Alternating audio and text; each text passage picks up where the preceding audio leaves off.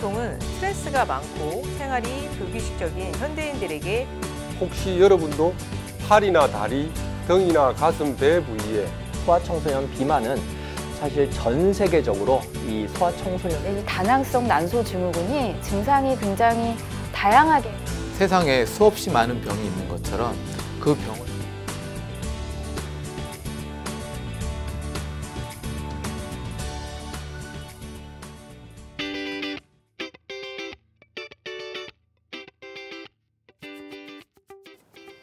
안녕하세요. 건강보감 한의사 서지연입니다. 여러분들께 여성 건강에 대한 유용한 내용들을 전달해 드리고 있는데요. 오늘은 유산후 조리와 한방치료에 대해서 알아보려고 합니다. 먼저 유산의 정의와 종류 그리고 유산후 조리의 중요성에 대하여 말씀드리고 마지막으로 반복유산의 한의학적 치료법에 대해서 설명드리겠습니다. 그럼 오늘 강의 시작하겠습니다.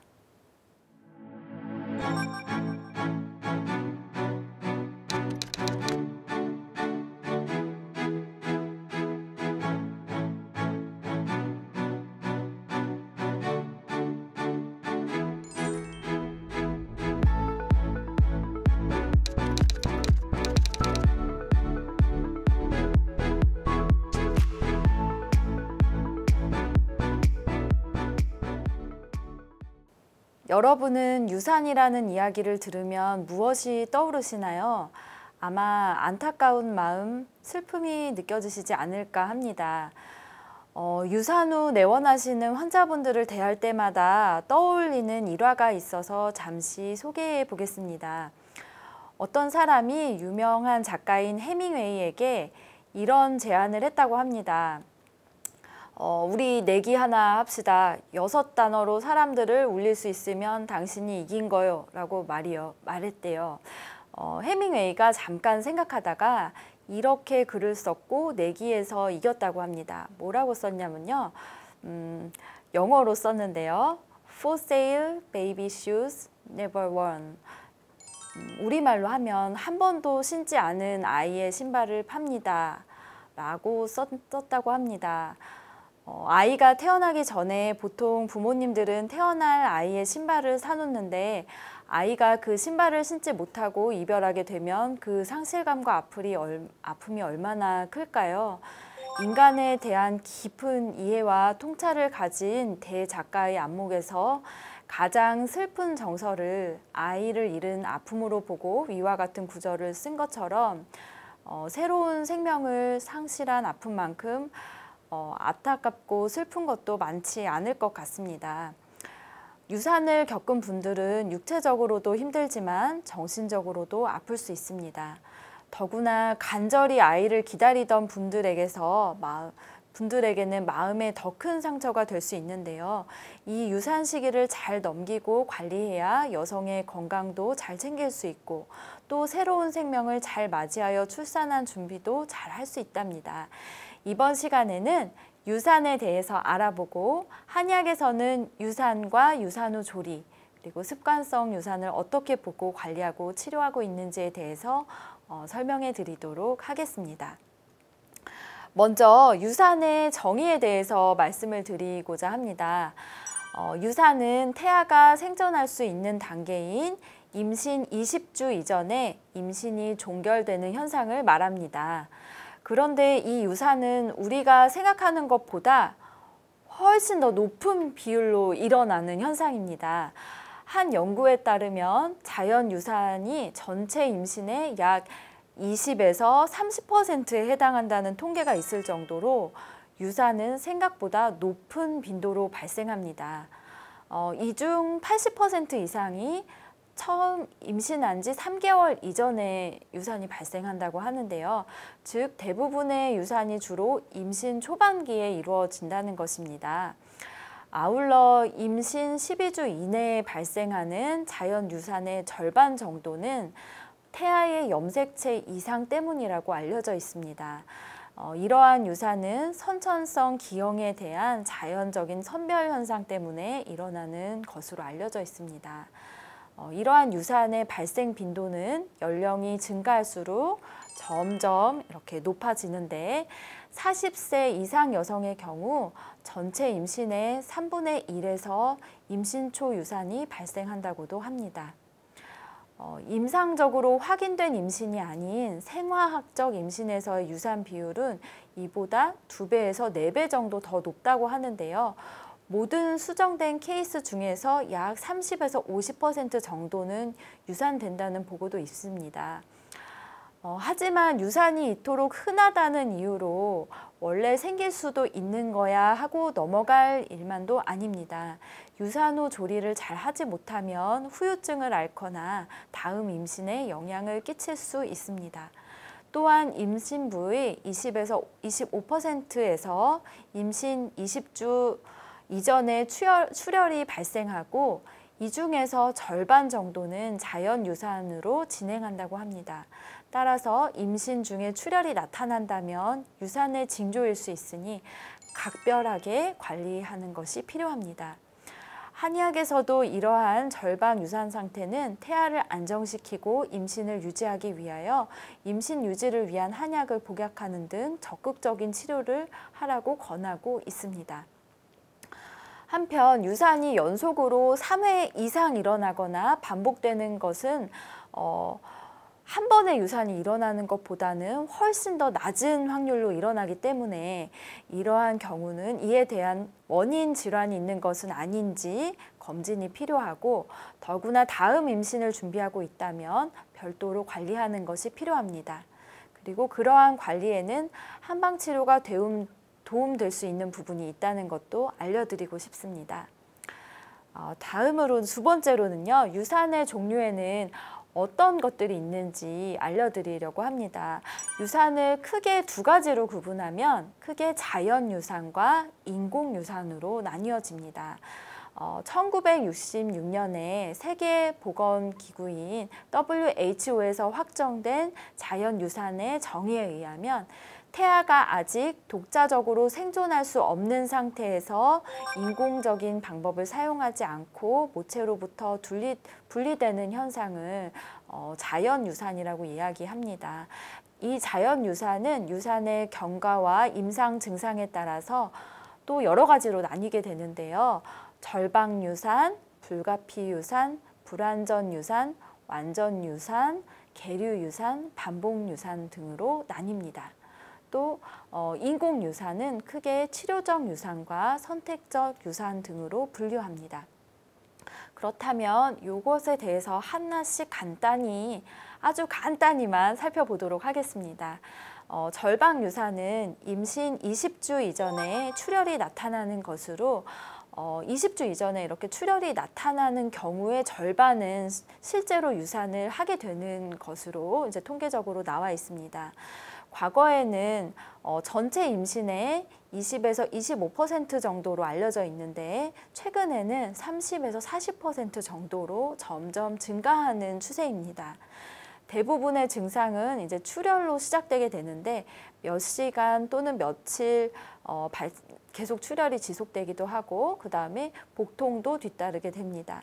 이처럼 통증과 출혈이 동반되는 경우는 예후가 좀 좋지 않은 것으로 알려져 있는데요. 아까 말씀드린 것처럼 이제 이렇게 출혈이 나타나는 경우에 절반 정도는 유산을 하고 절반 정도는 임신을 유지하게 되기 때문에 이 기간에는 최대한 그에 대한 관리와 치료를 통해서 임신을 잘 유지할 수 있도록 하는 것이 필요합니다. 다음은 불가피 유산이 있는데요. 불가피 유산은 자궁 경부가 열린 상태에서 태막이 파열된 경우로 이 경우는 유산이 불가피한 경우가 대부분입니다. 그 다음에 유산의 양상에 따라서 완전 유산과 불완전 유산으로 나누어 보기도 합니다. 임신 10주 이전에 유산되는 경우는 대부분 태아와 태반이 동시에 배출되지만 그 이후에는 각각 배출되게 됩니다. 태반이 완전히 떨어지고 임신 산물이 모두 자궁 밖으로 배출된 경우를 완전 유산이라 하고요. 태아나 태반 일부가 아직 자궁 안에 남아있는 경우를 불완전 유산이라고 합니다. 그다음에 이제 많이 좀 들어보셨을 텐데요. 계류 유산이라는 유산 종류가 있는데요. 자궁 내에서 사망한 태아가 몇 주 이상 잔류되어 있는 경우를 말합니다.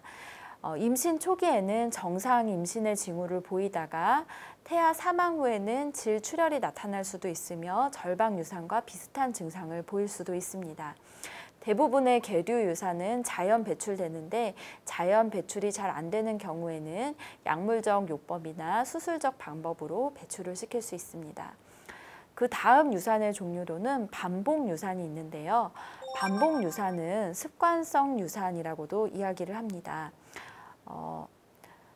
반복 자연유산은 3번 이상 연속되는 자연유산을 말하는데요. 그렇지만 확률적으로 자연유산이 1회 발생하는 확률은 한 15% 정도라고 가정을 할 때 한 번은 쉽게 발생을 할 수 있는 편이지만 2번 연속해서 일어날 확률은 2.3%, 3회 연속해서 일어날 확률은 0.34%로 2회 이상 반복될 확률은 점점 현저하게 낮아지기 때문에 3번까지가 아니고 한 2회 이상 반복된다면 유산의 원인에 면역학적 요인이나 해부학적 요인이 있을 수도 있으므로 그에 대해서도 한번 검진을 받아보는 것이 필요합니다.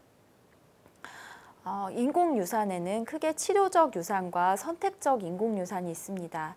치료적 유산은 모체의 건강 보호를 위하여 태아가 생존 가능한 임신 기간에 도달하기 전에 임신을 종결시키는 경우입니다. 선택적 인공유산은 모성 건강 또는 태아 질병 등의 사유가 아니면서 산모가 요청하는 인공유산을 말하는데요. 우리나라의 대부분의 인공유산이 이 범주에 속한다고 알려져 있습니다. 이처럼 다양한 유산의 종류가 있는데 어떠한 유산이든 간에 유산은 여성의 몸과 마음에 큰 충격일 수 있으며 충분히 조리하여 회복하도록 해야 합니다. 그래야 유산 후의 후유증을 예방하고 최소화할 수 있고 보다 건강한 임신을 준비할 수 있습니다. 그렇다면 한의학에서는 유산과 유산 후 조리를 어떻게 보고 있을까요? 한의학에서는 유산을 어떻게 보았는지에 대해서 간단하게 설명을 드리고자 합니다. 한의학에서는 유산이 종류가 여러 가지이고 태아에게 주된 원인이 있는 경우, 그 다음에 산모에게 원인이 있는 경우로 나누어 보기도 했습니다. 그 중에서도 임신의 주체가 되는 모체의 원인이 있는 경우에 대해서 설명한 내용을 한번 살펴보겠습니다. 동의보감에 따르면 유산은 임산부의 혈기가 허하고 손상되어서 태아를 영양하지 못하기 때문에 발생하는 것이라고 봅니다. 그리고 마치 비유를 하여 설명을 하고 있는데요. 마치 나뭇가지가 마르면 열매가 떨어지는 것과 같다고 그렇게 표현을 했습니다. 또한 임산부가 과로하거나 스트레스로 인해서 속에 화가 동하여도 유산이 일어날 수 있다고 인식을 했습니다. 아울러 동의보감에서는 유산 후 조리는 정상 분만 이후의 산후 조리보다 훨씬 더 신경을 써서 해야 한다고 이야기를 하고 있습니다. 그에 대한 내용을 좀 더 자세히 살펴보도록 하겠습니다. 이게 이제 동의보감의 구절을 인용해서 제가 한번 말씀을 드려볼게요. 정상회사는 비유에 말하자면 밤이 다 익으면 밤송이가 저절로 벌어져서 밤송이나 밤톨이 다 아무런 손상도 없는 것과 같다. 그런데 유산을 비유해 말한다면 아직 채 익지 않은 밤을 따서 그 송이를 비벼서 밤 깍지를 손상시킨 뒤에 밤톨을 발라내는 것과 같아서 자궁이 손상되고 탯줄이 끊어진 뒤에 태아가 떨어져 나오는 것이다. 그러므로 유산했을 때 10배나 더 잘 조리하고 치료해야 한다. 라고 언급을 하고 있습니다. 매우 좀 표현이 직접적으로 좀 체감되게끔 구체적인 비유를 들어서 표현하고 있어서 여러분들께 한번 소개를 시켜드려봤습니다. 많은 여성분들이 출산 이후에는 주변에서 조리를 잘 할 수 있도록 도와주시기도 하고 본인 스스로도 조리에 힘쓰지만 유산 이후에는 제대로 조리를 못 하시는 경우가 매우 많습니다. 하지만 유산 이후에는 여성의 건강 회복과 추후 임신 준비를 위해서 조리에 각별히 주의를 기울여야 합니다. 출산 이후에도 산후풍 증상이 오지만 유산 이후 조리를 잘 못한 경우에도 산후풍과 비슷한 증상을 겪거나 후유증을 앓기도 합니다. 아울러 유산 이후에는 신체적으로도 힘들지만 새로운 생명에 대한 기대와 실망, 슬픔, 우울감 등의 감정적인 아픔이 함께 있게 됩니다. 또한 다음 임신에 대한 불안감도 있어서 그 어느 때보다 정서적인 지지와 격려가 필요한 시기이기도 합니다. 한의학에서는 유산을 반산 혹은 소산이라고 부르는데 유산은 거의 출산한 것과 다름없다고 보고 허한 것을 보충하고 자궁의 회복을 도우며 기혈을 보하고 어혈을 풀어야 한다는 것을 유산 후 치료의 큰 원칙으로 보고 있습니다. 그래서 유산 이후에는 기혈을 보충해주고 자궁을 튼튼히 하는 약을 복용해서 조리하고 유산했던 사람이 다시 임신한 경우에 이전의 유산이 발생한 달 전에 기혈을 보충하고 임신의 안정을 돕는 한약을 처방하라고 언급하기도 합니다. 이상으로 이제 한방에서 유산을 어떻게 관리하고 치료하는지에 대해서 설명을 드렸는데요. 아까 설명드린 여러 가지 유산 양상 중에 이제 반복 유산이라는 유산이 있습니다. 보통은 한 번 정도는 어떤 여성이든지 이제 겪을 수 있는 확률이 매우 높은 게 유산이지만 반복해서 여러 차례 일어나는 것은 확률적으로 좀 적은 대신에 각별히 좀 유의해서 관리해야 되는 상태로 봅니다. 다음으로는 이러한 반복 유산에 대해서 한방에서는 어떻게 보고 치료하고 있는지에 대해서 설명을 드리고자 합니다.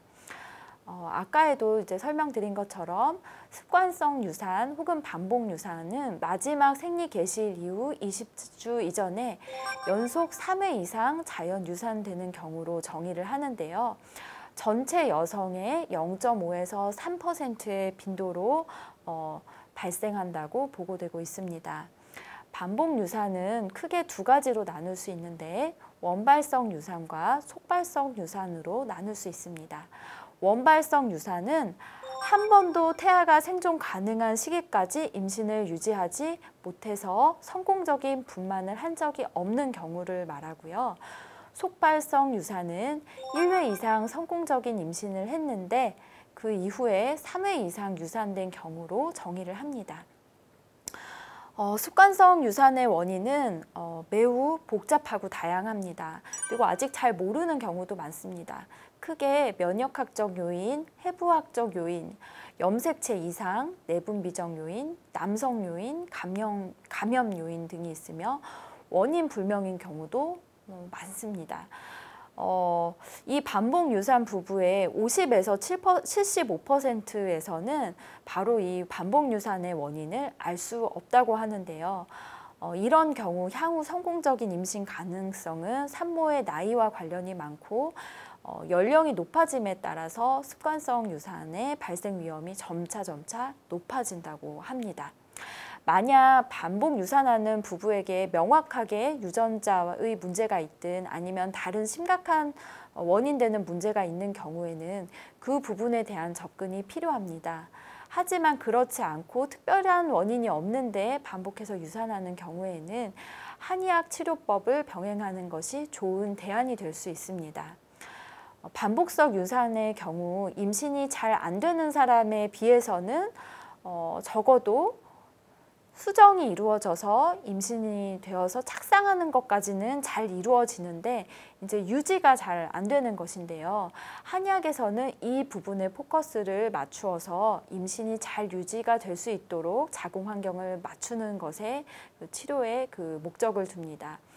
한방에서는 임신이 잘 유지되려면 비장과 신장의 기운이 충실해야 하고 기혈이 충분해야 하는데 비장과 신장의 기운이 허약하고 기혈이 부족하게 되면 임신이 되어도 익지 않은 열매가 채 다 크지 못하고 떨어지듯이 유산이 일어나는 것으로 봅니다. 그래서 임신 이전의 월경 상태와 환자의 연령, 그다음에 전신적인 상태를 참고해서 비신 양허형, 기혈 양허형, 음허 내열형 등으로 변증하여 이를 개선하기 위한 한약을 처방합니다.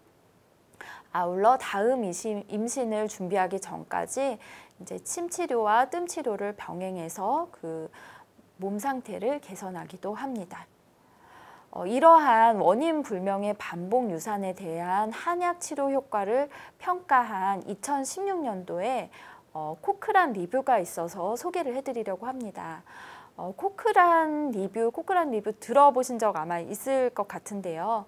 코크란은 보건의료에서 근거 중심 의학을 지향하는 비영리 민간 단체인데, 코크란 리뷰는 특정 연구 주제에 대해서 이루어진 다양한 연구들을 두루두루 다 모아서 그 논문들을 분석해서 이를 이제 체계화하는 데 목적을 두고 그 각 영역의 전문가들이 이 코크란 리뷰를 작성합니다. 그러니까 한마디로 말씀드리자면 코크란 리뷰에 나왔다라고 하면은 상당히 근거 중심적이고 믿을 만한 연구 결과다라고 볼 수 있습니다.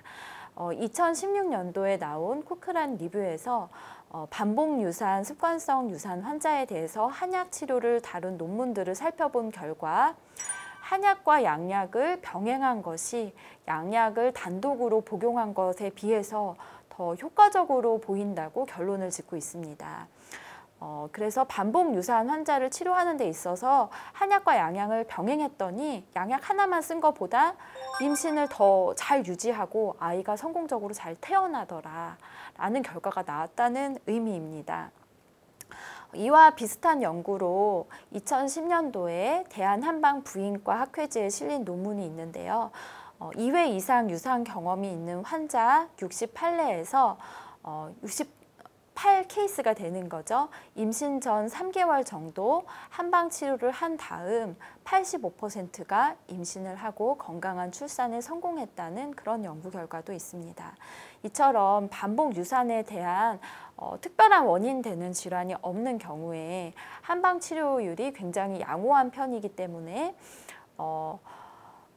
그 한방 치료를 추천드리고요. 반복해서 유산을 하시는 경우에는 임신에 대한 자신감이 굉장히 좀 떨어져 있으시고 과연 임신을 할 수 있을까 걱정하시는 경우가 많은데요. 원인 질환을 가지고 있다 하더라도 그것을 치료했을 때 반복 유산했던 분이 임신에 성공하는 확률은 평균적으로 굉장히 높다고 알려져 있습니다. 그래서 이 반복 유산으로 인하여 심신이 지쳐있는 여성분들도 실망하고 포기하지 마시고 원인에 대한 검사를 받아보시고 좀 더 적극적인 방법을 찾으시기를 권해드립니다.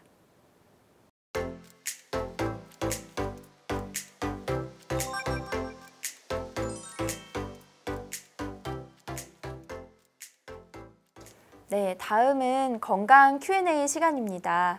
많은 분들이 임신과 출산에 관하여 질문을 주셨는데요. 그중에 이런 질문이 있었습니다. 최근 임신 8주에 계류 유산을 했습니다. 아이를 너무 기다리던 중에 유산을 해서 실망이 큽니다. 유산 후 건강관리는 어떻게 하고 다음 임신 준비는 언제부터 하면 좋을까요? 이렇게 질문을 주셨는데요. 아이를 너무나 기다리던 중에 임신 8주에 계류 유산을 하셨다니 너무 안타깝습니다. 하지만 거꾸로 생각하면 한번 수정하여 임신하시는 것까지는 성공하셨으니 이번에 몸조리를 잘 하시고 관리하시면 조만간 다시 임신에 성공하셔서 건강한 아이를 출산하실 수 있을 것입니다. 부디 몸과 마음을 충분히 보살피는 시간을 충분히 가지시기를 그렇게 권해드리고요. 임신 초기에 유산을 하셨지만 자궁이 회복되고 전신적인 컨디션이 회복하고 기혈이 복구되는 데는 시간이 필요합니다. 보통 한 달 정도면 자궁이 많이 회복된다고 알려져 있습니다. 하지만 적어도 3개월 정도는 임신을 피하고 자궁 회복과 전신적인 컨디션 회복을 위해 노력하신 다음 임신을 시도해 보시기를 권합니다. 그리고 3개월이라는 시간 동안 좋은 식습관과 적절한 운동, 마음의 안정을 통해 몸을 회복하고 더 건강한 몸 상태를 만드는 데 힘쓰시고요. 이 기간 동안 한약 치료와 침구 치료를 병행하시는 것도 추천드리고 싶습니다. 아울러 유산했을 때에도 출산 후와 마찬가지로 찬 물이나 찬 바람 등 찬 기운에 닿지 않도록 주의하고 무리한 활동은 삼가야 합니다. 유산 후에도 출산 후처럼 산후풍이 발생할 수 있기 때문입니다. 정상적인 출산 후에는 출산 휴가가 있지만 유산 후에는 겉으로 눈에 띄는 변화가 크지 않다 보니 곧바로 직장 생활이나 일상 생활로 복귀하시는 경우가 많습니다. 하지만 충분히 휴식을 취하시는 것이 신체 회복에 도움이 됩니다. 따라서 여건이 되시는 만큼 초기에는 최대한 길게 휴식을 하시기를 권합니다. 아까도 말씀드렸듯이 유산을 한 경우에는 일반 출산했을 때보다 10배 이상 몸조리를 더 잘 하라고 그렇게 동의보감에는 나와 있습니다. 그런데 오히려 거꾸로 되어 있는 경우가 많아서 그래서 그 이후에 이제 좀 회복이 안 돼서 컨디션 저하나 이런 걸 호소하시는 분들을 많이 봤습니다. 그래서 최대한 좀 충분한 휴식을 하시기를 권해드립니다. 모쪼록 몸조리 잘 하시고 건강한 아이를 출산하시기를 기원드립니다.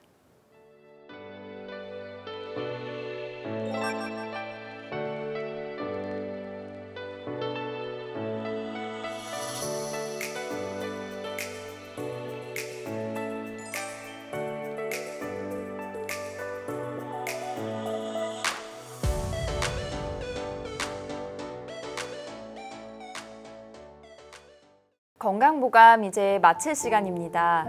오늘 강의는 유산의 정의와 종류, 그리고 유산 후 조리의 중요성과 한방 치료에 대해 알아봤고 또 반복 유산의 한의학적 치료법에 대해서 알아보는 시간이었습니다. 다음 시간에도 함께 하시면서 더욱 건강해지시기를 바라겠습니다. 감사합니다.